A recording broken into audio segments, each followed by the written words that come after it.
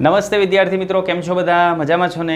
આજે ધોરણ 10ની અંદર ચેપ્ટર નંબર 2ની અંદર આપણે છીએ. એમાં આજનો આપણો જે વિડીયો છે એ 12મો વિડીયો છે. એમાં આપણો આજનો ટોપિક છે સામાન્ય ક્ષારમાંથી મળતા રસાયણો, યાની NaClમાંથી કયા કયા પ્રકારના રસાયણો મળે છે, કેવી રીતે મળે છે, એની બનાવટ આપણે કેવી રીતે કરીએ છીએ, એના ઉપયોગ ક્યાં થાય છે એની આપણે ચર્ચા કરશું. અને આપણે જે છે જે સ્ફટિકમય જે ક્ષાર આપણને જોવા મળે છે કે જેને આપણે સજળ ક્ષાર કહીએ છીએ, તો એ સજળ ક્ષારની આપણે વાત કરશું કે સજળ ક્ષાર આપણે જે લઈએ છીએ એ સજળ ક્ષાર અને રીજળ ક્ષાર આ બંનેની અંદર કેવો તફાવત હોય છે, કેવી રીતે આપણને એની અંદર રંગમાં એમાં પરિવર્તન જોવા મળે છે, એ બધી ચર્ચા આપણે આની અંદર કરશું. તો સૌ પ્રથમ આપણે વાત કરવાની છે કોમન સોલ્ટની. કોમન સોલ્ટ એટલે શું? તો કોમન સોલ્ટ એટલે આપણે કહીએ છીએ સામાન્ય ક્ષાર. સામાન્ય ક્ષાર આપણે કોને કહીએ છીએ? મીઠાને સામાન્ય ક્ષાર કહીએ છીએ. તો આ મીઠું કે જેને આપણે કહીએ છીએ NaCl, આ NaClની બનાવટ કેવી રીતે થાય? તો રાસાયણિક રીતે આપણે NaClની બનાવટ જોઈતી કે આ NaClની બનાવટ કરવી હોય તો આપણે હાઇડ્રોક્લોરિક એસિડ લેવાનું કે જેને આપણે કહીએ છીએ HCl, અને સાથે લેવાનો બેઝ NaOH, સોડિયમ હાઇડ્રોક્સાઇડ. આ બંને વચ્ચે આપણે રાસાયણિક પ્રક્રિયા કરીએ એટલે તટસ્થીકરણની પ્રક્રિયા થશે કે જે ઉષ્માક્ષેપક પ્રક્રિયા હોય એ દરમિયાન ઉષ્મા પણ છૂટી પડતી હોય અને સાથે NaCl અને H2O આપણને આવી રીતે જોવા મળશે. તો આપણે આ તો વાત કરી કે સોડિયમ ક્લોરાઇડ રાસાયણિક પ્રક્રિયા દ્વારા કેવી રીતે ઉદ્ભવે છે. તો રાસાયણિક પ્રક્રિયા દ્વારા જે સોડિયમ ક્લોરાઇડ છે એ સોડિયમ ક્લોરાઇડ આ રીતે ઉદ્ભવતું હોય, પણ આપણે જે મીઠું વાપરીએ છીએ મીઠું કાંઈ આપણે આ રાસાયણિક પ્રક્રિયાથી નથી બનાવતા. અને જો આ રીતે બનાવતા હોય તો HCl અને NaOH ખૂબ કિંમતી સંયોજન છે અને એમાંથી મીઠું આપણે જો આવી રીતે બનાવીએ તો એ મીઠું મોંઘું પડે. ઓકે, એટલે મીઠું આપણે આ રીતે બનાવતા નથી. મીઠું વાસ્તવમાં આપણને મળી આવતું હોય. આપણે જે મીઠાનું ઉત્પાદન કરીએ છીએ મીઠાનું ઉત્પાદન ઓલરેડી દરિયાના જે પાણીની અંદર દ્રાવ્ય થયેલું મીઠું છે ત્યાંથી આપણે મીઠું અલગ કરતા હોય ને એ મીઠું આપણે ઉપયોગની અંદર જે છે એ લેતા હોય છે. તો આ જે મીઠું આપણે કહીએ છીએ એ મીઠાનો ઉપયોગ આપણે ખોરાકની અંદર જે છે કરીએ છીએ. NaCl આપણે વાત કરીએ છીએ NaCl કોમન સોલ્ટની. આ NaCl પ્રબળ એસિડમાંથી બનેલ છે. પ્રબળ એસિડ અને પ્રબળ બેઝમાંથી. તો પ્રબળ બેઝ તરીકે કોણ હોય? NaOH. અને પ્રબળ એસિડ તરીકે કોણ હોય? HCl. આમાંથી કોણ બને? મીઠું. તો મીઠું પ્રબળ એસિડ અને પ્રબળ બેઝમાંથી બનતું હોય તો આગળ આપણે ક્ષારના વર્ગીકરણની અંદર જોઈ ગયા કે જે પ્રબળ એસિડ અને પ્રબળ બેઝમાંથી બનતું હોય એવા જે ક્ષાર છે એ ક્ષારને આપણે તટસ્થ ક્ષાર કહેતા હોઈએ છીએ. આ મીઠું છે એ મીઠું તટસ્થ ક્ષાર તરીકે વધશે. આ મીઠા જેવા તો ઘણા બધા જુદા જુદા પ્રકારના ક્ષાર આપણને દરિયાના પાણીની અંદરથી મળશે. એટલે આ દરિયાનું જે પાણી છે એ પાણી ક્ષાર પ્રાપ્ત કરવાનું ઉત્તમમાં ઉત્તમ સ્ત્રોત છે. અને એમાંય જે મીઠાની માત્રા છે જે NaCl આપણે કહીએ છીએ NaClની માત્રા દરિયાના પાણીની અંદર સવિશેષ હોય છે. સાથે બીજા ક્ષાર પણ હોય, પણ આપણે શું કરશું, આ જે દરિયાનું પાણી છે એ દરિયાનું પાણી અગરિયા, દરિયાનું પાણી ચોક્કસ પ્રકારના અગર છે એની અંદર ભરશે. જ્યારે મોટી ભરતી આવશે ત્યારે પછી એનું બાષ્પીભવન થવા દેશે. બાષ્પીભવન કરશે એટલે ત્યાંથી પાણી ધીમે ધીમે જે દૂર થશે, પાણી દૂર થશે એટલે એની અંદર મીઠાની સાંદ્રતા વધશે. એક સમય એવો આવશે કે એની અંદર મીઠાની સાંદ્રતા એટલી બધી વધી જશે અને મીઠું સ્ફટિકીકરણ તરીકે નીચે સોલિડ અવસ્થામાં મળવાનું ચાલુ થશે. પછી બધું જ પાણી ઉડી જાય ત્યારે આપણને એની અંદર મીઠું મળે છે. આપણે વાસ્તવમાં મીઠું કહીએ છીએ પણ એની અંદર મીઠાની સાથે બીજા ઘણા બધા પ્રકારના ક્ષારો રહેલા હોય. એટલે ખોરાકમાં આપણે જે લઈએ છીએ એ મીઠું NaCl લઈએ છીએ અને આયોડાઇઝ નમક હોય તો એની અંદર એનો આયોડાઇડ ક્ષાર પણ ઉમેરેલો હોય. એટલે બાકીના જે ક્ષાર છે એ ક્ષાર આપણે એની અંદરથી દૂર કરવા પડે. એટલે ખોરાકમાં વાપરવા માટે આપણે જે સોડિયમ ક્લોરાઇડ છે એને દરિયામાંથી મળતા જે અન્ય ક્ષારો છે અન્ય ક્ષારોમાંથી આપણે એને દૂર કરશું. બરાબર. તો ઘણી બધી જગ્યાએ જે દરિયો કે પેલા દરિયો હતો ને હવે સુકાઈ ગયો છે તો એ જગ્યાએ આપણને આ જે મીઠું છે અથવા જે ક્ષાર છે એ ક્ષારનું પડ એની અંદર જે છે એ જમા થયેલું હોય. તો વિશ્વની અંદર એવા ઘણા બધા ભાગ છે કે જે ઘણા બધા ભાગની અંદર ભૂતકાળની અંદર ત્યાં જે છે એ દરિયો હશે અથવા એનું ખારું પાણી હશે અને પાણીનું બાષ્પીભવન થયું અને આ બાષ્પીભવન થવાથી જુદા જુદા જે ક્ષારો છે એ ઘન અવસ્થાની અંદર નિક્ષેપિત યાની ડિપોઝિટ થયા હશે, જમા થયેલા હશે. અને ઘણી બધી જગ્યાએ આ જે ડિપોઝિટ થયેલો જે ક્ષાર છે એની અંદર કેટલીક અશુદ્ધિ હોય અને એ અશુદ્ધિને લઈને આ જે ક્ષાર છે એ કેવા રંગના જણાતા હોય? કથાઈ રંગના આપણને દેખાતા હોય. આ જે સામાન્ય ખનિજ આપણને જોવા મળે છે એને આપણે ખનિજ ક્ષાર કહીએ છીએ અથવા રોક સોલ્ટ તરીકે ઓળખીએ છીએ. તો રોક સોલ્ટ અથવા ખનિજ ક્ષાર એને તરીકે આપણે આને ઓળખતા હોઈએ છીએ. બરાબર. તો વાસ્તવમાં આ ક્યાંથી આપણને મળે છે? તો ભૂતકાળમાં જે જગ્યાએ દરિયાનું પાણી હતું અને પાણી સુકાઈ ગયું એટલે પાણી ઉડી ગયું, એટલે એની અંદર રહેલા જે ક્ષાર છે એ ક્ષાર સોલિડ અવસ્થાની અંદર આવી ગયા અને આ જે ખનિજ ક્ષાર છે એની ચાદર એના ઉપર આપણને જોવા મળે છે. તમે ગુજરાતની અંદર આપણે જે કચ્છનો દરિયો છે એ કચ્છના દરિયા કિનારે તમે જાઓ તો સફેદ રણ આપણને જોવા મળે છે. એ સફેદ રણ શું છે? શું છે એ સફેદ રણ? તો એમાં જે સફેદ પાર્ટિકલ્સ છે, સફેદ પાર્ટ જે જોવા મળે છે એ વાસ્તવની અંદર જે છે એ જમા થયેલા ખનિજ ક્ષારની ચાદર જ છે. પછી આ જે ચાદર જમા થયેલું હોય, ખનિજ ક્ષાર આખા જમા થયેલા હોય, એ જેવી રીતે કોલસાની ખાણમાંથી આપણે કોલસા કાઢતા હોય એવી રીતે આ ખનિજ ક્ષાર જે છે એમાંથી કોલસાની જેમ ખોદકામ કરી અને ખનિજ ક્ષાર મેળવવામાં આવે છે. તો આ કે આપણે જે પેલું મીઠું કહીએ છીએ, સિંધાલુન મીઠું કહીએ છીએ, તો સિંધાલુન મીઠુંની જે છે એ આ ખાણ છે. આ સિંધાલુન મીઠુંના ખાણની અંદર એના મોટા મોટા જે છે એ પથ્થરો હોય, એ પથ્થરોની અંદર જે છે એ ખોદકામ કરવામાં આવે, તોડવામાં આવે અને ત્યાંથી એ ભરવામાં આવે. આવી જ રીતે આપણું જે મીઠું છે એ મીઠાના પણ આવી મોટી મોટી જે છે એ ખાણો હોય કે જ્યાં ઓલરેડી ભૂતકાળની અંદર જે છે એ દરિયાનું પાણી હોય, પણ એ પાણી ધીમે ધીમે બાષ્પીભવનથી દૂર થયું હોય, એટલે આ રીતનું આપણને જોવા મળતું હોય છે. મોટાભાગે આપણે જે સફેદ મીઠું મેળવીએ છીએ તો અગરિયા જ જે છે એ પૂરું પાડે છે. અને આ સિંધાલુન મીઠું છે એ સિંધાલુન મીઠુંની અંદર જે છે મોટી મોટી સિંધ નદી જે જગ્યાએ હતી અથવા સિંધ પ્રદેશ અત્યારે આપણે જે કહીએ છીએ એની અંદર આવી મોટી મોટી જે છે એ શિલાઓ હોય છે એ તોડી અને એમાંથી જે છે એ મીઠું બનાવવામાં આવતું હોય છે. રેડી? તો આ રીતે કોલસાની જેવી રીતે ખાણ હોય એવી રીતે આની પણ જે છે એ ચોક્કસ પ્રકારની જે છે એ ખાણ હોય છે. તમે ગાંધીજીએ જે દાંડી કૂચ કરેલી હતી, દાંડી કૂચ વિશે તમે જાણો છો? બરાબર. દાંડી કૂચ શેના માટે કરેલી હતી એ તમને ખ્યાલ છે? આપણા હિસ્ટ્રીની અંદર તપાસ કરજો. દાંડી કૂચ કરવા પાછળનું મૂળભૂત કારણ શું હતું? મૂળભૂત કારણ એ હતું કે આપણું જે મીઠું હતું એ મીઠાની જગ્યાએ આપણને બીજું મીઠું ખાવા માટે જે છે એ મજબૂર કર્યા હતા. એના ઉપર જુદા જુદા પ્રકારના જે છે એ ટેક્સીસ લગાવી દીધા હતા અને આ મીઠું આપણે જે છે એ નહોતા ખાઈ શકતા. એવા પ્રકારના કાયદા જે છે એ ઘડવામાં આવ્યા હતા અને એ કાયદાનો જે છે વિરોધ મહાત્મા ગાંધીજીએ કર્યો અને ગાંધીજીએ એ જે છે એ મીઠું ઉપાડી અને એ કાયદાનો જે છે એ ભંગ કર્યો કે જેને આપણે દાંડી કૂચ તરીકે જે છે ઓળખીએ છીએ. આ ઉપરાંત આ જે દાંડી કૂચ છે એ દાંડી કૂચ જે સ્વાતંત્ર્ય સંગ્રામ છે એની અંદર ખૂબ અગત્યની જે છે એ ભૂમિકા ભજવે છે, કારણ કે એ બાબતને લઈને ઘણા બધા વ્યક્તિઓ જે છે એ આ કૂચની અંદર જે છે એ જોડાયેલા અને આપણો જે સ્વાતંત્ર્ય સંગ્રામ છે એની શરૂઆત જે છે એ દાંડી કૂચ નામની એક જે છે એ ઘટના હતી એનાથી એની અંદર જે છે એ જોમ અને જુસ્સો જે છે એ ઉમેરાલો. આ દાંડી કૂચનું એક જે છે એ પિક્ચર છે, મહાત્માજી છે. ચાલો હવે આપણે આ જે મીઠું આપણને મળે છે એ મીઠું ઘણા બધા રસાયણોને ઉત્પન્ન કરવા માટે આપણે કાચી સામગ્રી તરીકે આપણે આનો ઉપયોગ કરતા હોઈએ. તો કાચી સામગ્રી તરીકે મીઠાનો ઉપયોગ કરીએ છીએ. મીઠામાંથી આપણે જુદા જુદા પ્રકારના સંયોજન બનાવીએ છીએ અને આ જે સંયોજનો છે એ સંયોજનનો ઉપયોગ આપણા જે રોજિંદા જીવનની અંદર ઘણા બધા પદાર્થો આપણે વાપરતા હોઈએ એની અંદર કરતા હોઈએ છીએ. દાખલા તરીકે સોડિયમ હાઇડ્રોક્સાઇડ કે જેનું સૂત્ર થાય NaOH. આ NaOHનો ઉપયોગ આપણે વાસણ ધોવાનું જે લિક્વિડ છે, સાબુ છે, એની બનાવટ માટે કરતા હોય. ઘણા બધા અન્ય રસાયણોની બનાવટ માટે પણ આપણે આનો ઉપયોગ કરતા હોય. કાપડ છે એને સુતરાઉ બનાવવા માટે પણ NaOHનો ઉપયોગ થતો હોય. બેકિંગ સોડા કે જેને આપણે કહીએ છીએ NaHCO3 ફુલિયા સોડા તરીકે આપણે ઓળખીએ છીએ. બેકરીની વસ્તુને સોફ્ટ બનાવવા માટે આપણે આનો ઉપયોગ કરતા હોય. વોશિંગ સોડા કે જેને આપણે કહીએ છીએ Na2CO3 એનું સૂત્ર હોય. બ્લીચિંગ પાવડર કે જેનું સૂત્ર CaOCl2 હોય. ક્લોરિન બ્લીચ તરીકે પણ આપણે આને ઓળખતા હોઈએ છીએ. તો આવા જુદા જુદા જે સંયોજનો છે એ સંયોજનની બનાવટ માટે આપણે મીઠાનો સીધો અથવા આડકતરી રીતે જે છે ઉપયોગ કરતા હોય. તો આવા તો કેટલાય સંયોજનો છે કે જે સંયોજનો આપણે મીઠામાંથી જે છે એ બનાવતા હોઈએ છીએ. તો મીઠામાંથી ઉત્પન્ન થતા જુદા જુદા પ્રકારના સંયોજનો, એની બનાવટ કેવી રીતે થાય છે, એનો ઉપયોગ આપણે કેવી રીતે કરીએ છીએ એની ચર્ચા કરીએ. એમાં સૌ પ્રથમ આપણે લઈએ છીએ સોડિયમ હાઇડ્રોક્સાઇડ. સોડિયમ હાઇડ્રોક્સાઇડ કે જેનું સૂત્ર શું થાય? NaOH. આ NaOH એટલે સોડિયમ હાઇડ્રોક્સાઇડ. આ સોડિયમ હાઇડ્રોક્સાઇડ ઉત્પન્ન કરવામાં આવે છે વિદ્યુત વિભાજન પદ્ધતિને આધારે. સૌ પ્રથમ મીઠાનું સાંદ્ર જલીય દ્રાવણ લેવામાં આવે છે, સોડિયમ ક્લોરાઇડ. આ સોડિયમ ક્લોરાઇડનું સાંદ્ર જલીય દ્રાવણ લેવાનું. આ સાંદ્ર જલીય દ્રાવણ લઈ અને એમાંથી વિદ્યુત પ્રવાહ પસાર કરવાનો. કેવો વિદ્યુત પ્રવાહ પસાર કરવાનો? DC વિદ્યુત પ્રવાહ. AC વિદ્યુત પ્રવાહ ના ચાલે. DC વિદ્યુત પ્રવાહ એની અંદરથી પસાર કરવાનો. DC વિદ્યુત પ્રવાહ પસાર કરીએ એટલે સોડિયમ ક્લોરાઇડ છે વિઘટિત થશે, બે ભાગની અંદર જે છે વેચાશે અને આ સોડિયમ ક્લોરાઇડ બે ભાગની અંદર વિઘટિત થઈ અને નિપજ તરીકે આપણને સોડિયમ હાઇડ્રોક્સાઇડ આપશે. આ સોડિયમ હાઇડ્રોક્સાઇડ આપણને આપણને દ્રાવણની અંદર મળશે. જ્યારે બે જે વિદ્યુત ધ્રુવ આપણે ડૂબાડેલા છે એ વિદ્યુત ધ્રુવ ઉપર એક જગ્યાએ હાઇડ્રોજન વાયુ મળશે ને એક જગ્યાએ ક્લોરીન વાયુ મળશે.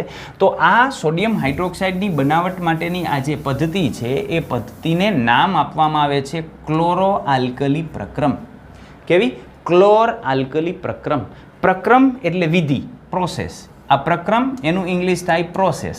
અને ક્લોર આલ્કલી યાની ક્લોર આલ્કલી. તો ક્લોર આલ્કલી આપણે શા માટે કહીએ છીએ એની વાત કરીએ તો પહેલી બાબત, ક્લોર કહેવા પાછળનું કારણ એ છે કે આમાં ક્લોરીન ઉત્પન્ન થાય છે. ક્યાં ક્લોરીન ઉત્પન્ન થતો હોય? જે જગ્યાએ મીઠાનું ઓક્સિડેશન થશે એ જગ્યાએ Cl2 વાયુ મળશે અને ઓક્સિડેશન થતો હોય એ સળિયાને એનોડ કહેવામાં આવે. એટલે એનોડ ઉપર Cl2 ઉત્પન્ન થશે. કેથોડ ઉપર શું ઉત્પન્ન થશે? તો આમાં જે કેથોડ છે કે જ્યાં રિડક્શન થતું હોય એને કેથોડ કહેવાય અને કેથોડ ઉપર હાઇડ્રોજન ઉત્પન્ન થશે. તો અહીં એનોડ ઉપર ઉત્પન્ન થાય છે ક્લોરીન. એ ક્લોરીન ઉત્પન્ન થાય છે એમાંથી આપણે લીધું ક્લોર. અને દ્રાવણ જે છે, દ્રાવણ આપણે લઈએ તો દ્રાવણની અંદર ઉત્પન્ન થાય છે NaOH કે જેને બેઝ કહેવાય ને. બેઝ માટે આપણે શબ્દ વાપરીએ છીએ આલ્કલી. તો અહીંયા આલ્કલી ઉત્પન્ન થયું અને અહીંયા ક્લોરીન ઉત્પન્ન થયું. તો ક્લોરીન અને આલ્કલી બંને ભેગા કરી ક્લોરીનમાંથી ક્લોર લીધો, આલ્કલીનો આલ્કલી લીધો અને આ પ્રક્રમનું નામ આપી દીધો ક્લોર આલ્કલી પ્રક્રમ. તો આ ક્લોર આલ્કલી પ્રક્રમનો આપણે ઉપયોગ કરીએ એટલે એનોડ ઉપર આપણને ક્લોરીન વાયુ મળશે, કેથોડ ઉપર હાઇડ્રોજન વાયુ આપણને મળશે અને દ્રાવણની અંદર જે છે એ કેથોડ પાસે NaOH સોડિયમ હાઇડ્રોક્સાઇડ ઉત્પન્ન થશે. કેથોડ પાસે શા માટે? તો આ વિદ્યુત વિભાજન કોષ છે એટલે એનોડ ઉપર ઓક્સિડેશન થતું હોય. ઓક્સિડેશન કરવા માટે આ જે એનોડ છે એને પોઝિટિવ ચાર્જ સાથે જોડવો પડે અને જે કેથોડ છે એ કેથોડને નેગેટિવ ચાર્જ સાથે જોડવો પડે. રેડી?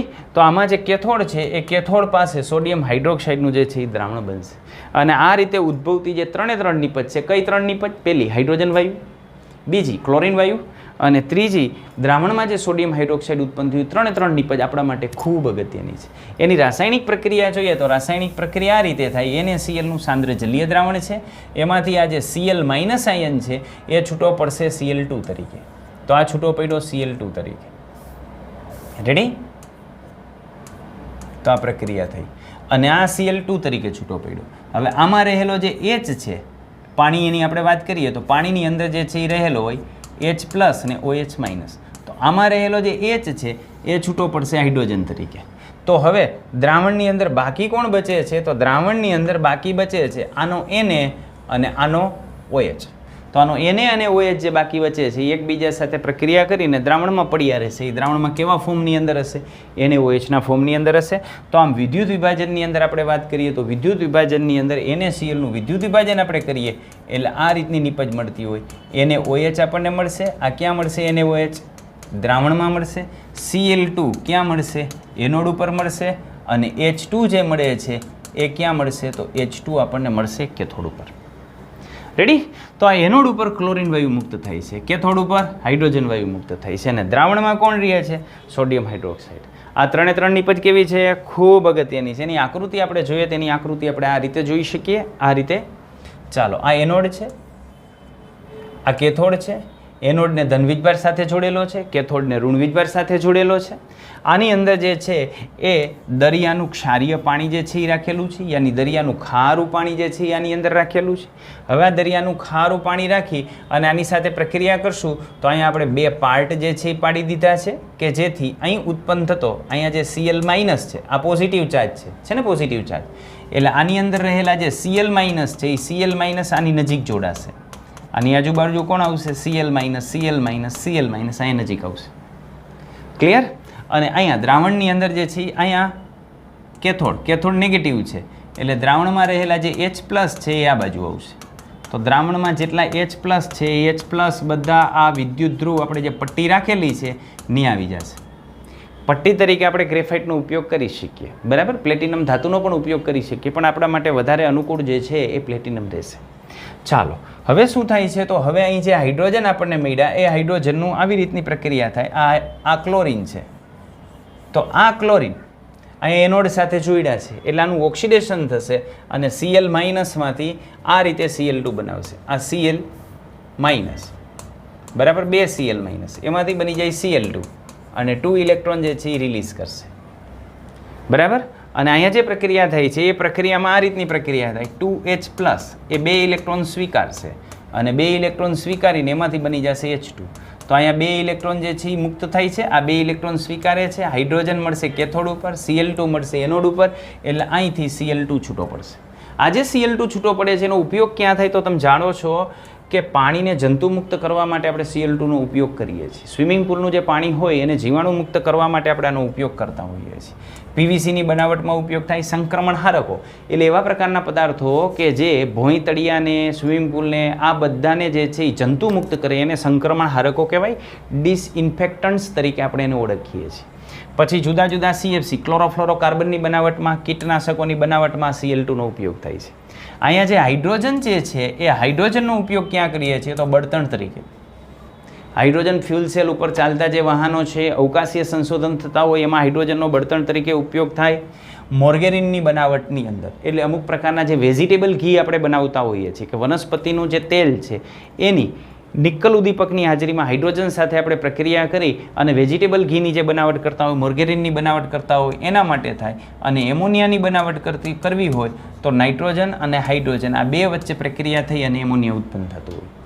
બરાબર. હવે આમાં ધીમે ધીમે જેમ પ્રક્રિયા થતી જશે એમ દ્રાવણમાં NaOHની સાંદ્રતા વધતી જશે. તો NaOHની સાંદ્રતા વધતી જાય એટલે એક સમયે સાંદ્રતા જ્યારે એની ખૂબ વધી જાય ત્યારે આ પ્રક્રિયા જે છે એ ધીમે ધીમે અવરોધાવા માંડે. એટલે આ NaOH ત્યાંથી આપણે શું કરી નાખવાનું, બહાર કાઢી લેવાનું, કે જેમાં દરિયાનું પાણી તો હશે જ પણ એમાં NaOHની માત્રા હશે. આ NaOHનો ઉપયોગ ક્યાં થાય તો ધાતુ ઉપર જે ગ્રીસ લાગેલું હોય તો એ ગ્રીસ દૂર કરવા માટે આપણે NaOHનો ઉપયોગ કરીએ.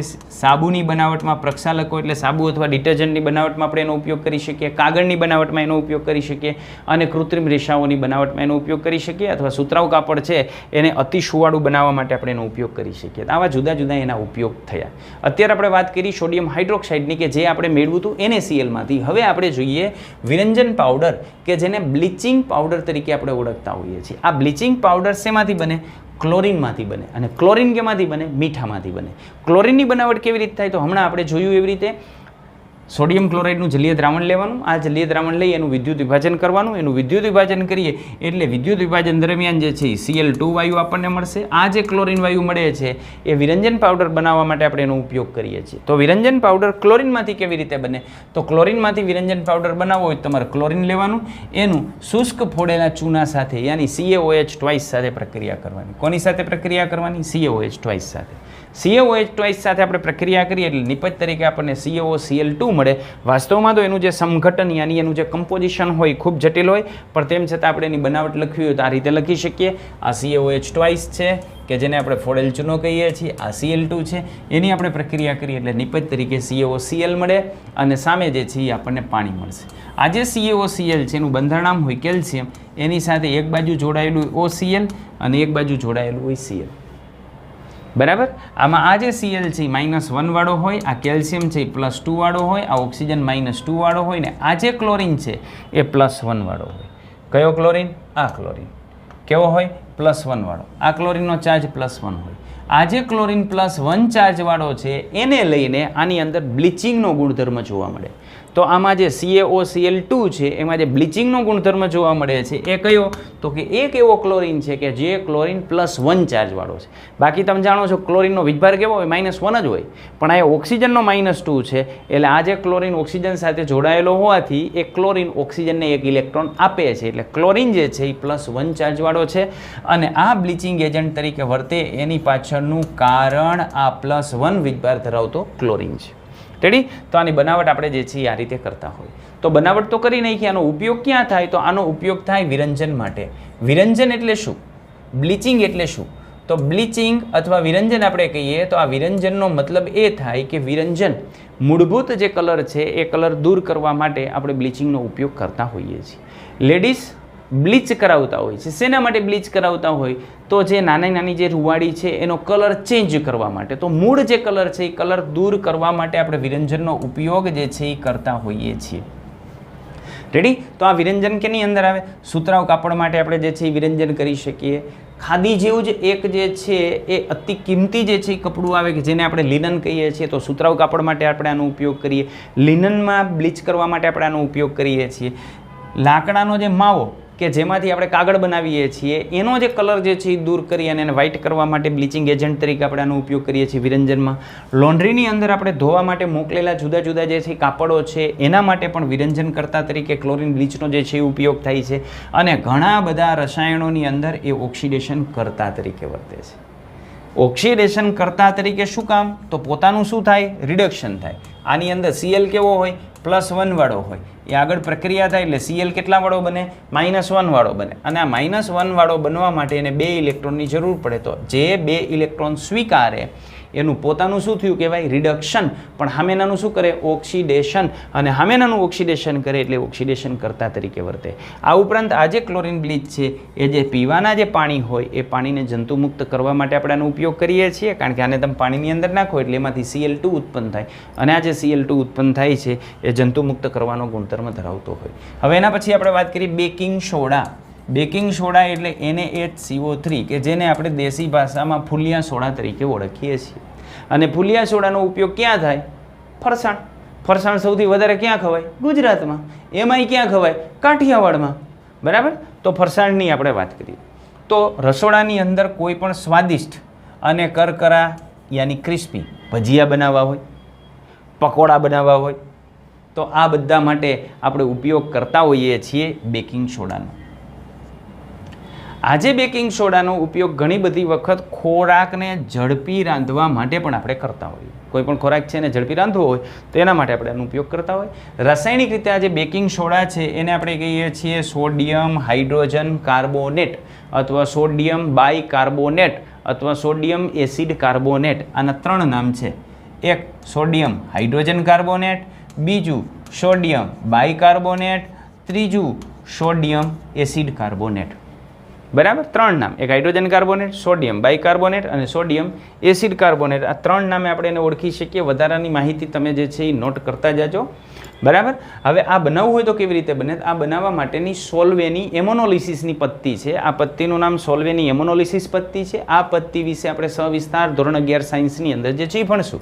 એમાં મીઠાનું સાંદ્ર જલીય દ્રાવણ બનાવવાનું એટલે મીઠાનું સાંદ્ર જલીય દ્રાવણ બનાવ્યું. મીઠાનું સાંદ્ર જલીય દ્રાવણ બનાવી અને એની અંદર એમોનિયાને દ્રાવ્ય કરવાનું. એમોનિયા દ્રાવ્ય થઈ જાય પછી એમાંથી CO2 વાયુ પસાર કરવાનો. પછી આપણે આની અંદર CO2 વાયુ જે છે પસાર કરીએ એટલે નિપજ તરીકે આપણને એક NH4Cl મળશે અને એક આપણને મળશે NaHCO3. આ સોડિયમ હાઇડ્રોજન કાર્બોનેટની દ્રાવ્યતા થોડી ઓછી હોય. આની દ્રાવ્યતા થોડી ઓછી હોય એટલે આપણને ઘન અવસ્થાની અંદર જે છે NaHCO3 આપણને મળી આવે. આની વાત આપણે આગળ કરી ગયા છીએ. જો પોટેશિયમ હાઇડ્રોજન કાર્બોનેટ હોય KHCO3 હોય તો એની દ્રાવ્યતા વધારે હોય એટલે ઘન અવસ્થાની અંદર આપણને ન મળે. પણ અહીં આની દ્રાવ્યતા ઓછી હોવાથી આપણને ઘન અવસ્થાની અંદર મળશે. એટલે આપણે શું કરવાનું? NaClનું દ્રાવણ લેવાનું, જલીય દ્રાવણ લેવાનું મીઠાનું. એની અંદર જે છે એમોનિયા વાયુ જે છે એ પસાર કરવાનો. એમોનિયા વાયુને ઓગાળી દેવાનો. સંતૃપ્ત એમોનિયા વાયુથી કરી અને પછી કાર્બન ડાયોક્સાઇડ વાયુ એની અંદર પસાર કરો એટલે આ રીતની નિપજ થશે અને સોડિયમ હાઇડ્રોજન કાર્બોનેટના ઘન જે છે એ અવક્ષેપ આપણને મળશે. નીચે બેસશે એ સોડિયમ હાઇડ્રોજન કાર્બોનેટ હશે. આગળ આપણે એક પ્રવૃત્તિ કરેલી એમાં આપણે pH જુદા જુદાની તપાસ થતા. એમાં તમે યાદ કરો જો આ NaHCO3ની pH આપણે તપાસવા જઈએ તો NaHCO3ની pH આપણને કેવી મળે? તો NaHCO3ની pH 7 કરતાં વધારે મળે. શું કામ? તો આપણે તમને એક ટ્રીક આપી હતી કે કોઈ પણ ક્ષાર તમને આપ્યો છે એ ક્ષારની અંદર તમે જોઈ લ્યો Na+, K+ અથવા Ba+2 ધનાયન તરીકે છે. જો આ ધનાયન હોય તો ક્ષાર બેઝિક.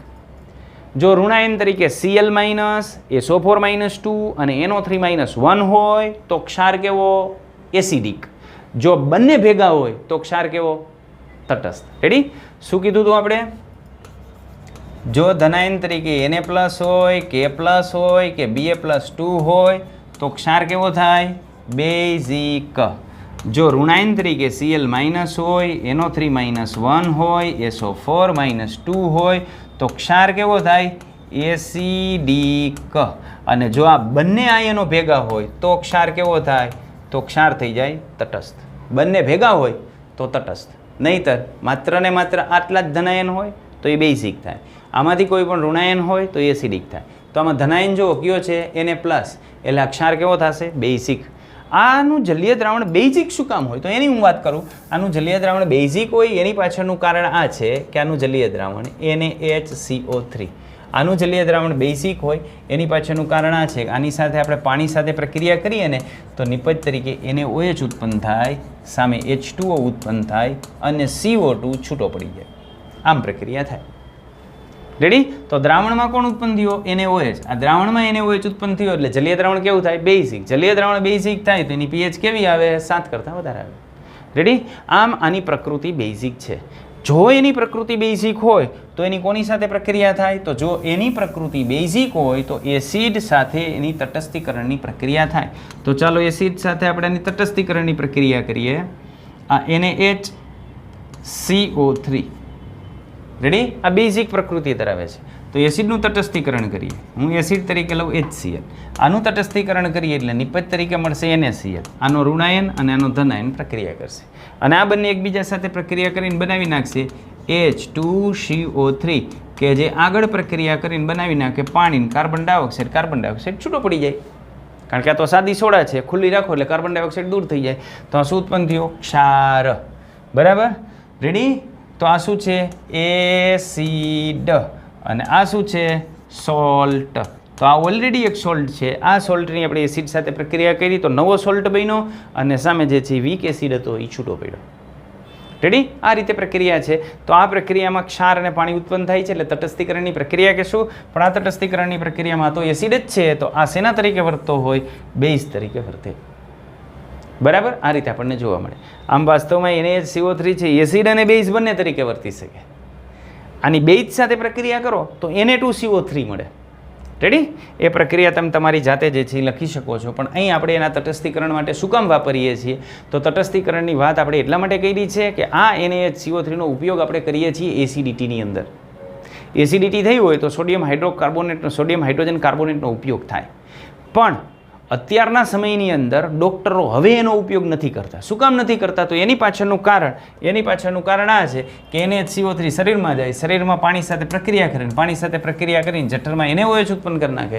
તો આ NaOHની જો માત્રા વધી જાય, સાંદ્રતા વધી જાય તો ઉલટાનું જે જઠર છે એના ઉપર એસિડિટીમાં જે નુકસાન થતું હતું એના કરતાં વધારે નુકસાન જે છે આ બેઝ ઉત્પન્ન થવાથી થાય. એટલા માટે ડૉક્ટર અત્યારે હાલના સમયની અંદર આવા પ્રકારના જે છે એ ક્ષાર જે પહેલાં વપરાતા એ હવે નથી વાપરતા. એની જગ્યાએ મેગ્નેશિયમના જે છે હાઇડ્રોક્સાઇડ અને આવા સંયોજનો કે જેની દ્રાવ્યતા ખૂબ ઓછી હોય એ એન્ટાસિડ તરીકે જે છે એ વાપરે છે. બરાબર? તો આનું મંદ દ્રાવણ બેઝિક શા માટે હોય? તો એ તો આપણે હમણાં જે છે એ ચર્ચા કરી કે આને જે છે એ પાણીની અંદર ઉમેરો એટલે NaOH ઉત્પન્ન થાય. એટલા માટે એનું જલીય દ્રાવણ જે છે એ કેવું હોય? બેઝિક હોય. બરાબર? હવે ખોરાક રાંધીએ છીએ ત્યારે આનાથી ક્રિસ્પી અથવા કોઈ પણ વસ્તુ છે એ ફૂલાય છે શા માટે? ગાંઠિયા હોય, ખમણ હોય, ઢોકળા હોય કે ફૂલવડા હોય તો આ બધા ફૂલાય છે શા માટે? તો ખોરાક રાંધતી વખતે એમાં કેવી પ્રક્રિયા થાય? એને ગરમ કરો ત્યારે તો એને ગરમ કરો અથવા તો એની અંદર એસિડ ઉમેરો ત્યારે એમાંથી કાર્બન ડાયોક્સાઇડ ઉત્પન્ન થતું હોય. આ પ્રકારની પ્રક્રિયા થતી હોય. આ NaHCO3 છે જેને આપણે કહીએ છીએ સોડિયમ હાઇડ્રોજન કાર્બોનેટ. એને ગરમ કર્યું એટલે એમાંથી ઉત્પન્ન થયું Na2CO3 કે જેને કહેવાય સોડિયમ કાર્બોનેટ અને સાથે કાર્બન ડાયોક્સાઇડ ઉત્પન્ન થયું. આ જે કાર્બન ડાયોક્સાઇડ ઉત્પન્ન થાય છે એ કાર્બન ડાયોક્સાઇડ જે ખોરાક છે એ ખોરાકને કેવો બનાવે છે? સોફ્ટ બનાવે છે. કારણ કે આ કાર્બન ડાયોક્સાઇડ ના જે છિદ્રો હોય એટલે છિદ્રો આપણને જોવા મળે. ખમણ છે તો ખમણમાં જે જગ્યાએ છિદ્રો જોવા મળે છે એ આ CO2 ને આભારી છે. તમે ખમણ બનાવતા હોય તો ઢોકળા બનાવતા હોય તો તમે ઢોકળિયામાં પહેલાં જ્યારે પેલી સ્લરી નાખે, રબડી નાખે ત્યારે તમે જુઓ તો એ તો એકદમ પતલી નાખતા હોય.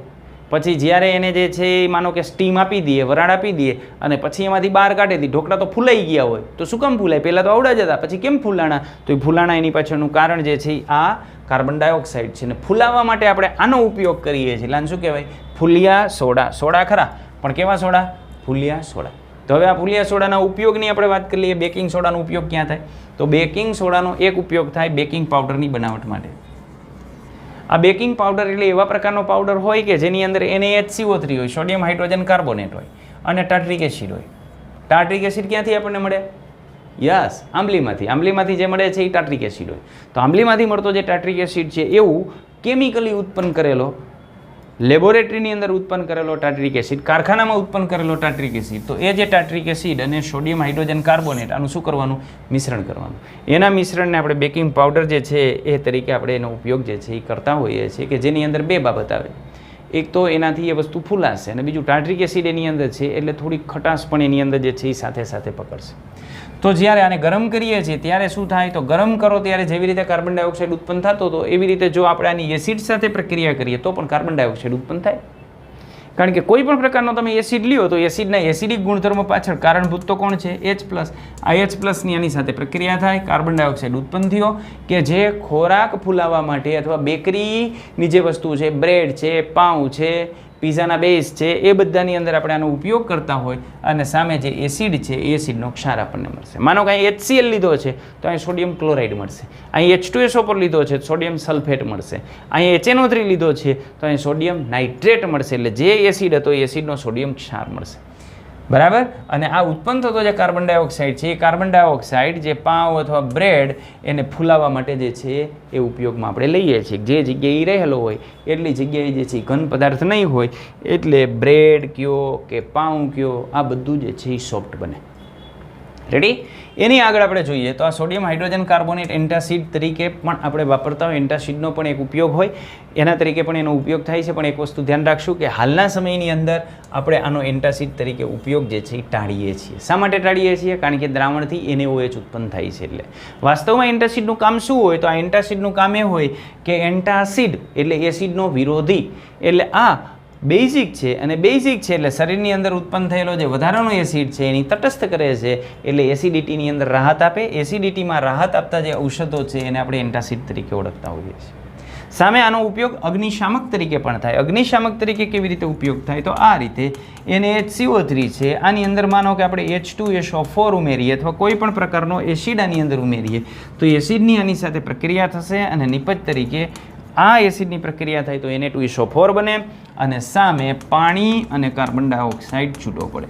આ જે કાર્બન ડાયોક્સાઇડ વાયુ છૂટો પડે છે એ કાર્બન ડાયોક્સાઇડ વાયુ છૂટો જે જગ્યાએ આગ લાગી હોય એ જગ્યાએ આપણે આ કાર્બન ડાયોક્સાઇડ છૂટો પાડીએ તો તમે જાણો છો કાર્બન ડાયોક્સાઇડ અગ્નિશામક તરીકે વર્તે. એટલે આ NaHCO3નો ઉપયોગ કરી અને આપણે કાર્બન ડાયોક્સાઇડ ઉત્પન્ન કર્યો અને આ જે કાર્બન ડાયોક્સાઇડ છે એને અગ્નિને ઠારી નાખી, એટલે આને કહેવાય અગ્નિશામક. તો અગ્નિશામક તરીકે પણ આપણે આનો ઉપયોગ જે છે એ કરીએ છીએ. એના પછીનું કમ્પાઉન્ડ આપણને આપેલું છે વોશિંગ સોડા. વોશિંગ સોડા એટલે N2CO3, Na2CO3, આ Na2CO3. બરાબર. વાસ્તવમાં વોશિંગ સોડા તરીકે આપણે જ્યારે આનો ઉપયોગ કરતા હોય ત્યારે એ હોય Na2CO3.10H2O. અને જો Na2CO3 માત્ર ને માત્ર Na2CO3 હોય તેને કહેવાય સોડા S. S એટલે રાખ, સોડાની રાખ, Na2CO3. પણ વોશિંગ સોડા તરીકે કોણ વર્તે? Na2CO3.10H2O યાની સ્ફટિક જળ આની અંદર હોય. રેડી. તો ચાલો આ વોશિંગ સોડાની આપણે વાત કરવી છે. તો આ વોશિંગ સોડા આપણને જે છે એ કેવી રીતે મળે, કે જેને આપણે ધોવાના સોડા તરીકે ઓળખીએ છીએ, જેનું રાસાયણિક સૂત્ર જે છે એ હોય Na2CO3.10H2O. બરાબર. તો NaCl ઉત્પન્ન થતું આ બીજું એક અગત્યનું જે છે એ સંયોજન છે. આપણે એક જોયું બેકિંગ સોડા. બેકિંગ સોડા આપણે કેવી રીતે મેળવતા હતા? તો બેકિંગ સોડા આપણે મેળવતા હતા NaCl, એમોનિયા અને કાર્બન ડાયોક્સાઇડ આપણે પસાર કરી અને સોડિયમ હાઇડ્રોજન કાર્બોનેટ મેળવતા હતા. હવે આ જે સોડિયમ હાઇડ્રોજન કાર્બોનેટ મળે છે એને આપણે ગરમ કરીએ તો એને ગરમ કરવાથી આપણને સોડિયમ કાર્બોનેટ મળે. કેવી રીતે ગરમ કરવાથી સોડિયમ કાર્બોનેટ મળે તેની પ્રક્રિયા આપણે જોઈ હતી. NaHCO3 આના બે ઘટકો લેવાના, આને ગરમ કરો, ગરમ કરીએ એટલે નિપજ તરીકે મળશે Na2CO3 એટલે બે Na વપરાઈ ગયા, એક CO3 વપરાઈ ગયો અને સામે આપણને મળશે H2O અને CO2 છૂટો પડતો હતો. રેડી. તો આ રીતની પ્રક્રિયા આપણને આની અંદર જે છે એ જોવા મળે. તો બેકિંગ સોડામાંથી આપણે મેળવતા હતા વોશિંગ સોડા. રેડી. તો આ વોશિંગ સોડા મેળવવા હોય તો આ રીતે મળે. હવે આ જે વોશિંગ સોડા માનો કે નિર્જળ છે તો એની પાણી સાથે આપણે સ્ફટિકીકરણની પ્રક્રિયા કરીએ એટલે એનું સ્ફટિકીકરણ આવા સ્વરૂપે થાય Na2CO3.10H2O કે જેને આપણે ધોવાના સોડા કહીએ છીએ. પ્રક્રિયા આપણે આ રીતે લખી શકીએ. સોડિયમ કાર્બોનેટ નિર્જળ હોય તો આને કહેવાય સોડા એસ. સોડા એસ એટલે શું? નિર્જળ, આમાં પાણી ન હોય. બરાબર. અને જો સ્ફટિકીકરણ કરીએ, પાણીની અંદર સ્ફટિકીકરણ કરીએ તો એનું સ્ફટિકીકરણ 10 હાઇડ્રેટ તરીકે થાય. તો આને રાસાયણિક રીતે કેવું હોય તો નામ તો તમને ખ્યાલ છે, વોશિંગ સોડા તરીકે ઓળખીએ છીએ, પણ આનું રાસાયણિક નામ થાય સોડિયમ કાર્બોનેટ. કેટલા? 10. 10 ને રસાયણ વિજ્ઞાનમાં કહેવાય ડેકા અને પાણી એટલે હાઇડ્રેટ. એટલે નામ થાય sodium carbonate decahydrate. Sodium carbonate decahydrate. એમાં આ જે 10H2O છે એને આપણે કહીએ છીએ સ્ફટિક જળ. સ્ફટિકની અંદર રહેલું જળ યાની એને આપણે સ્ફટિક જળ તરીકે ઓળખીએ છીએ. તો આ 10H2O શું દર્શાવે છે? એની વાત થઈ કે ભેજયુક્ત બનાવે છે કે નહીં એની આપણે વાત કરીએ. તો ચાલો પહેલાં 10H2O છે, 10H2O શું દર્શાવે છે? તો 10H2O આપણને દર્શાવે છે સ્ફટિક જળ. અને સ્ફટિક જળ આની અંદર જે છે એડ થયેલું Na2CO3 નો એડ થયેલો હોય તો વાસ્તવમાં એક પ્રકારનું જે છે દ્રાવણ કહેવાય. પણ દ્રાવણની અંદર જે પાણી હોય એની સાપેક્ષમાં પાણીની સંખ્યા જે છે એ સાપેક્ષમાં કેવી હોય? ખૂબ ઓછી હોય. આ બંનેનો ઉપયોગ આપણે ઘણા બધા જે છે એ પ્રક્રમ માટે કરીએ છીએ. તો એની આપણે વાત કરીએ વોશિંગ સોડાનો ઉપયોગ ક્યાં થાય. ચાલો તો પહેલાં સોડિયમ કાર્બોનેટ, વોશિંગ સોડા, ધોવાના સોડા, એનો ઉપયોગ આપણે કરીએ છીએ કાચની બનાવટમાં. મૂળભૂત રીતે જે કાચ બનેલો હોય એ કાચ બનેલો હોય રેતીમાંથી, SiO2 માંથી બનેલો હોય. પણ આ જ્યારે SiO2 આપણે બનાવતા હોય ત્યારે એની બનાવટ માટે આપણે Na2CO3 નો ઉપયોગ કરતા હોય. સાબુની બનાવટ માટે જે છે એ આપણે Na2CO3 નો ઉપયોગ કરીએ છીએ. કાગળની બનાવટ માટે Na2CO3 નો ઉપયોગ થાય. યાની કાચ, સાબુ અને કાગળની બનાવટ માટે આપણે Na2CO3 નો ઉપયોગ કરીએ છીએ. બોરેક્સ, બોરેક્સ એટલે આ Na2 નટ્ટુ બિચારો આજે 7 વાગે 10 ગ્લાસ પાણી પી ગયો, આને કહેવાય બોરેક્સ. આ બોરેક્સનું સૂત્ર છે Na2B4O7.10H2O. તો આ બોરેક્સ સંયોજનની બનાવટ માટે પણ આપણે આનો ઉપયોગ કરતા હોય. ખૂબ અગત્યનું સંયોજન છે. ધોરણ 12ની અંદર આપણે એના વિશે જ ભણશું. આ ઉપરાંત જે સોડિયમ કાર્બોનેટ છે એ ઘરમાં સફાઈના હેતુ માટે આપણે એનો ઉપયોગ કરીએ છીએ. કારણ કે નામ શું છે? ધોવાના સોડા. સોડા ખરા પણ કેવા? ધોવાના. એને HCO3 હોય તેનું નામ શું? સોડા ખરા પણ કેવા? ખાવાના. ખાવાના સોડા. આ છે ધોવાના સોડા. આનો ઉપયોગ પાણીની જે સ્થાયી કઠિનતા છે એ દૂર કરવા માટે કરીએ છીએ. કઠિનતા એટલે શું? તો જ્યારે પાણીની અંદર Ca+2 અને Mg+2 આયનોની સાંદ્રતા જે છે એ વધી જાય ત્યારે આવું જે પાણી છે એ પાણીને કઠિન પાણી કહેવાય. અને આ કઠિન પાણીની અંદર ચોક્કસ વજન કરેલું આપણે Na2CO3 ઉમેરીએ તો શું થાય? તો આની અંદર Na2CO3 આપણે ઉમેરીએ એટલે Na+ દ્રાવણમાં જાય યાની પાણીમાં Na+ જાય અને આ જે CaCO3 છે એ CaCO3 અને આની પાણી સાથે પ્રક્રિયા થઈ અને MgOH બરાબર, MgOH MgCO3 એના સ્વરૂપે એનું સ્ફટિકીકરણ થઈ જાય એટલે એની જે કઠિન પાણી છે એની કઠિનતા શું થઈ જાય? દૂર થઈ જાય. તો આ કઠિનતા એટલે શું? તો કેલ્શિયમ અને મેગ્નેશિયમને લઈને આપણે એની કઠિનતા જોવા મળતી હોય. આ કઠિનતા આપણે દૂર કરવી હોય તો એના માટે આપણે જે છે આનો ઉપયોગ કરતા હોય. પાણીની અંદર 2 પ્રકારની કઠિનતા હોય. એક સ્થાયી કઠિનતા હોય ને એક અસ્થાયી કઠિનતા હોય. આમાં જે અસ્થાયી કઠિનતાની આપણે વાત કરીએ તો અસ્થાયી કઠિનતા ગરમ કરવાથી દૂર કરી શકાય. એને ગરમ કરો તો દૂર કરી શકાય. અને અસ્થાયી કઠિનતા કોને લઈને હોય? કેલ્શિયમ અને મેગ્નેશિયમના બાયકાર્બોનેટને લઈને. આને લઈને કેલ્શિયમ અને મેગ્નેશિયમના બાયકાર્બોનેટને લઈને. અને બીજી એની અંદર આપણને સ્થાયી કઠિનતા જોવા મળે. આ સ્થાયી કઠિનતા ગરમ કરવાથી દૂર ન થાય એ હોય કેલ્શિયમ અને મેગ્નેશિયમના ક્લોરાઇડ હોય, સલ્ફેટ હોય. આને લઈને આપણને એની એની સ્થાયી કઠિનતા જોવા મળતી હોય. તો આ રીતે સ્થાયી અને અસ્થાયી કઠિનતા હોય. એમાં જે સ્થાયી કઠિનતા છે યાની આ કેલ્શિયમ અને મેગ્નેશિયમના ક્લોરાઇડ અને સલ્ફેટ ક્ષારને લઈને આપણને જે કઠિનતા જોવા મળે છે એ દૂર કરવા માટે આપણે એનો ઉપયોગ કરીએ છીએ. હવે સ્ફટિક જળને લઈને રંગમાં કેવો ફેરફાર થાય છે તેની વાત કરીએ. આનો આપણે આગળ એક પ્રેક્ટિકલ કરી ગયા હતા. એ પ્રેક્ટિકલની અંદર આપણે લીધું હતું CuSO4.5H2O કે જેને આપણે કહેતા હતા કોપર સલ્ફેટ પેન્ટાહાઇડ્રેટ અને આ બ્લુ રંગનું હતું. યાની આનો જે કલર છે એ કલર હતો વાદળી. અને આને જો આપણે ગરમ કરી અને એનું સ્ફટિક જળ આપણે દૂર કરી દઈએ તેનું સ્ફટિક જળ દૂર કરવાથી આપણને મળશે CaSO4 + 5H2O. આ દૂર થઈ જશે, ગેસિયસ અવસ્થામાં દૂર થઈ જાય. આ જે મળે છે એ નિર્જલ કહેવાય. અને આ જે નિર્જલ છે એ કેવું હોય? રંગવિહીન હોય. અને આમાં જો આપણે પાછું પાણી ઉમેરીએ, માનો કે આપણે એની અંદર જે છે પાછું પાણી ઉમેરીએ છીએ તો એમાંથી પાછું આપણને સ્ફટિક જળ સ્વરૂપે મળે. સ્ફટિક જળ સ્વરૂપે મળે એટલે પાછો એનો રંગ આપણને જેવો હતો એવો ને એવો જે છે જોવા મળે. તો શરૂઆતમાં કોપર સલ્ફેટના અહીંયા જે રંગ છે એ કેવા હશે? બ્લુ કલરના હશે. રેડી? પછી એને ગરમ કરશું એટલે કેવા થઈ જશે? રંગવિહીન થઈ જશે. તો ગરમ કરો એટલે એનો રંગ કેવો થશે? રંગવિહીન થઈ જશે. પછી વળી પાછા એમાં થોડાક પાણીના ટીપા નાખો એટલે પાછો જે હતો એવા વાદળી રંગના થઈ જશે. આ રીતનો પ્રેક્ટિકલ આપણે જે છે એ અગાઉ કરી ચૂક્યા છે. તો 2-3 ટીપા તમે કોપર સલ્ફેટનું જે દ્રાવણ છે પણ કયું દ્રાવણ? ગરમ કર્યા પછીનું. એટલે એ કેવું હશે? નિર્જલ. નિર્જલ એટલે કેવું હોય? રંગવિહીન, એની અંદર પાણીની ટીપા નાખો એટલે કોપર સલ્ફેટ પાછો કેવો બનશે? ભૂરા રંગનો, જેનો મૂળ રંગ હતો એ મળી જશે. તો મૂળ રંગ કોને લઈને આવ્યો? એની અંદર જે સ્ફટિક જળ છે એ સ્ફટિક જળ ઉમેરાવાથી એની અંદર રંગ આવે છે. તો આનું રાસાયણિક સૂત્ર આપણે લખવું હોય તો આનું રાસાયણિક સૂત્ર કેવી રીતે લખી શકીએ? તો રાસાયણિક સૂત્ર આપણે લખી શકીએ CuSO4.5H2O તરીકે. ચાલો, અહીં કેટલાક પ્રશ્નોની વાત કરી. સ્ફટિકને ફરીથી પાણીમાં ભીના કરશો તો સ્ફટિકનો ભૂરો રંગ પાછો દેખાય છે. કેમ? આ પ્રક્રિયા થતી હોય. CuSO4 નિર્જળ, આની અંદર આપણે જે છે H2O ઉમેરીએ એટલે આપણને મળી જાય CuSO4 પેન્ટાહાઇડ્રેટ, આ વાદળી રંગનો હોય. રેડી?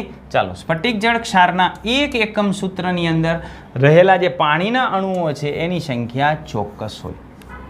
દાખલા તરીકે CuSO4ની આપણે વાત કરીએ તો CuSO4.5H2O, આ કોપર સલ્ફેટમાં 5 જ H2O હોય. FeSO4ની આપણે વાત કરીએ તો FeSO4ની અંદર 7 H2O હોય.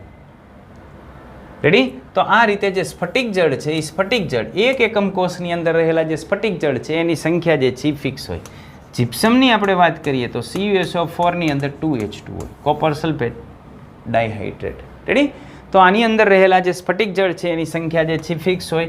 આની વાત કરી નાખીએ Na2CO3, તો Na2CO3ની અંદર પાણીના અણુની સંખ્યા કેટલી હોય? 10 હોય, કે જેને આપણે કહીએ છીએ ધોવાના સોડા. તો આ બધાની અંદર જે સ્ફટિક જળ છે એ સ્ફટિક જળની સંખ્યા જે છે ફિક્સ હોય. કોપર સલ્ફેટની અંદર પાણીના કેટલા અણુ હોય? તો પાણીના 5 અણુ હોય. પાણીના 5 અણુ હાજર હોય તો એનું સૂત્ર શું થાય? તો એનું સૂત્ર આપણે લખીએ છીએ CuSO4 5H2O. એવી જ રીતે આ Na2CO3 10H2O. રેડી? તો આવી રીતે કોઈ પણ જે છે એ સ્ફટિક જળ આપણે લઈએ તો એ સ્ફટિક જળની અંદર એના ચોક્કસ પ્રકારના પાણીના અણુની સંખ્યા ગોઠવાયેલી હોય છે. જીપ્સમની વાત કરીએ, જીપ્સમ આગળ આપણે જોયું હતું CuSO4.2H2O, એને આપણે જીપ્સમ કહીએ છીએ, જે જીપ્સમનો આપણે ઉપયોગ કરીએ છીએ POP બનાવવા માટે. તો ચાલો POPની બનાવટ જોઈ લઈએ. તો POP બનાવવું હોય તમારે જીપ્સમને ગરમ કરવાનું. કેટલા તાપમાને? 373 કેલ્વિન તાપમાન. 373 કેલ્વિન તાપમાન એટલે તાપમાન થયું 100 ડિગ્રી સેન્ટીગ્રેડ તાપમાન. 100 ડિગ્રી સેન્ટીગ્રેડ તાપમાન, વાસ્તવમાં તો 100 ડિગ્રી સેન્ટીગ્રેડ તાપમાન કરતાં થોડા ઊંચા તાપમાને એને જે છે એ ગરમ કરવાનું. 100 ડિગ્રી સેન્ટીગ્રેડ તાપમાને આપણે એને ગરમ કરીએ એટલે એની અંદર જે પાણીના અણુ છે એમાંથી કેટલાક અણુ ગુમાવશે. કેટલાક અણુ ગુમાવી અને આવું સંયોજન મળશે. આ સંયોજનમાં અહીંયા 1/2 છે પાણીનો અણુ. CaSO4ના એક અણુની અંદર અડધો પાણીનો અણુ છે. રેડી? અડધાને રસાયણ વિજ્ઞાનની ભાષામાં કહેવાય હેમી, એટલે અહીંયા અનવેટ હેમીહાઇડ્રેટ છે એને આપણે કહીએ છીએ પ્લાસ્ટર ઓફ પેરિસ. આ પ્લાસ્ટર ઓફ પેરિસ કેવી રીતે બને? તો પ્લાસ્ટર ઓફ પેરિસ આપણે બનાવવો હોય તો પ્લાસ્ટર ઓફ પેરિસ આવી રીતે બનાવી શકીએ કે અહીંયા છે CaSO4.2H2O. આને ગરમ કરવાનું. આને ગરમ કરીએ એટલે આપણને મળશે CaSO4.1/2H2O. અને પાણીનું 1.5 અણુ, મોટા સ્કેલ ઉપર જોઈએ એટલે 1.5 મોલ પાણી જે છે એ છૂટું પડી જાય. માનો કે આને તમે વધુ ગરમ કરી નાખો છો. શું કરો છો? વધુ ગરમ. તો અહીંયા મળી જાય CaSO4 અને આ CaSO4 નિર્જલ હોય. રેડી? આજે આપણને મળે છે CaSO4.1/2H2O, એને આપણે કહીએ છીએ POP, પ્લાસ્ટર ઓફ પેરિસ. આ પ્લાસ્ટર ઓફ પેરિસની અંદર તમે પાછું પાણી ઉમેરો એટલે એ પ્રક્રિયા આમ થશે અને પાછો એમાંથી બની જશે જીપ્સમ, કે જે સખત પદાર્થની અંદર પાછળ જતાં જે છે રૂપાંતરિત થશે. એટલે આપણે POP, આ હેમીહાઇડ્રેટ, એની અંદર પાણી ઉમેરો એટલે પાછો જે છે એનું રૂપાંતરણ જીપ્સમમાં થાય. પણ જો CaSO4 નિર્જલ હોય તો એમાં પાણી ઉમેરી અને પાછો આ બનાવી શકાતો નથી. એટલે CaSO4 જે નિર્જલ છે એને કહેવાય મૃત પ્લાસ્ટર. શું નામ થાય એનું? મૃત અથવા બળેલ. મૃત અથવા બળેલ પ્લાસ્ટર. એટલે વધુ ગરમ ન થઈ જાય ધ્યાનમાં રાખવાનું. 373 કેલ્વિન તાપમાન 375 કેલ્વિન તાપમાન સુધી ગરમ કરો ત્યાં સુધી વાંધો નથી. એટલે ધીમે ધીમે એને જે છે એ ગરમ કરવું. બરાબર? તો આ POP છે, પ્લાસ્ટર ઓફ પેરિસ હેમીહાઇડ્રેટ.